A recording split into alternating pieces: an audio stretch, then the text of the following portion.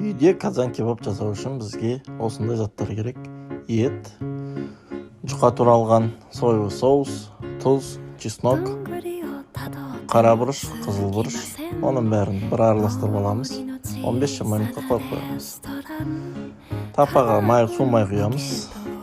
Қызғаннан кейін құйрық майды біраз кішкене пісіріп аламыз да алып тастаймыз. Содан кейін жаңағы маринадталған етімізді саламыз. Оны қуырамыз.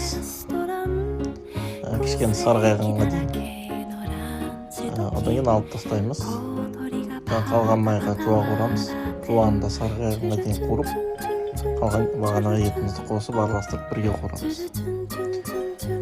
Және де бұған бір кішкене ғана сорпа құямыз. Араластырып, дайын болғаннан кейін үстіп дәмін көріп жейміз.